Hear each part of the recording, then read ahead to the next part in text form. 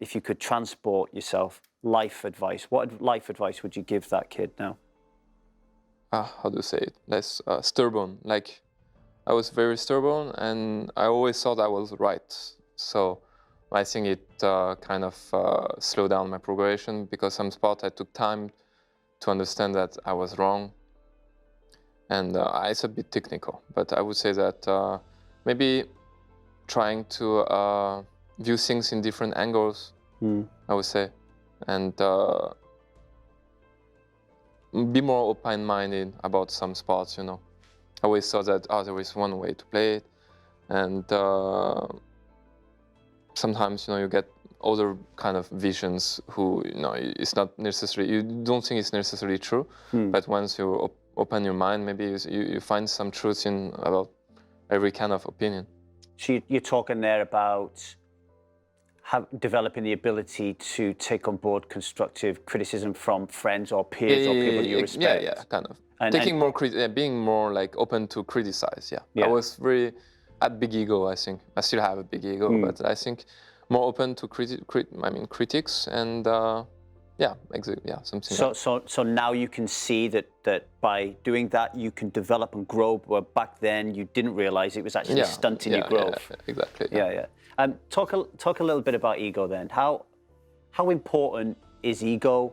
What role does it play in poker? I think the good part of ego is ambition. So I would say call ambition big. I mean, you want to get to that level. You're not scared. You want to try everything.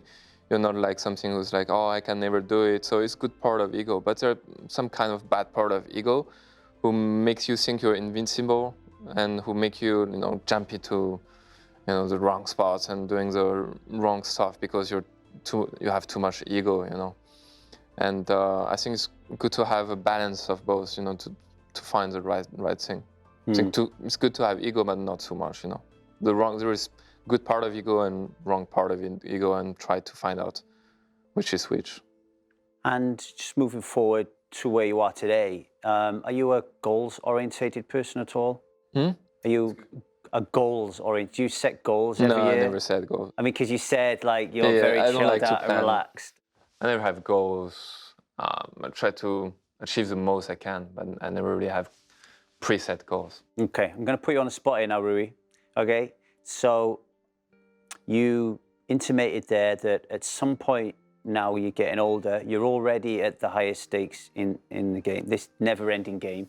You've realised that eventually it does have to end. Have you thought about that? Have you thought about how am I going to get to the end point of this game, this video game? How am I going to get to the end point if I haven't got a structure of goals about how I'm going to get there? Is that something that bothers you? I think it's natural. I think you don't plan things. Things happen to you. I don't think I can plan. I mean, I don't know how to plan.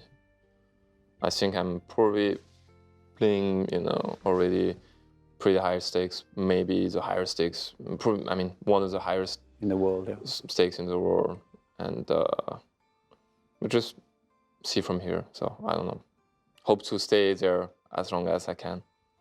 That I sense that there's more of an intuition then. So you'll know when the right time to step away is, more than an arbitrary number that I need. Everybody's saying that, but I think poker is kind of hard for this. You don't know when to step away.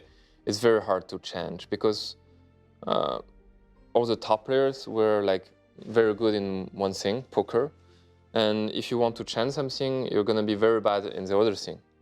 And if you're very bad in something, you just lose motivation, and you always come back to poker because you're already very good in poker, you know.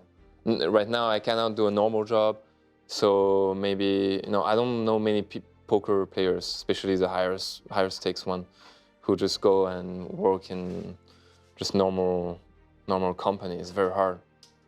And if you want to start something, you'll be very, very bad in the beginning. Like you want to do a startup, I don't know, create a company, or be making huge mistakes, and you just lose motivation because you were very good in one thing, and now you start another thing. You need to start from scratch. So I think it's very hard. That's why I think it's very hard to make a transition.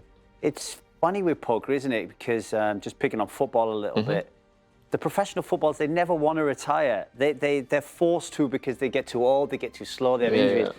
But in poker, we always talk about this. So when are you going to step away from the game? Why do you think that question gets bandied about? Is it because it is so tough? No, I think poker is like, for most people, you think that poker, you don't achieve anything for the world. Maybe it's because of you don't create value, you don't do anything.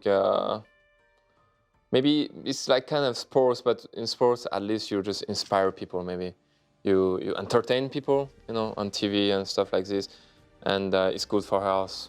So maybe you inspire people to do sports and to achieve perfection in one thing. But in poker, it's a bit different. Maybe it's related to gambling. It's not as good as an image than in sports. So people are not,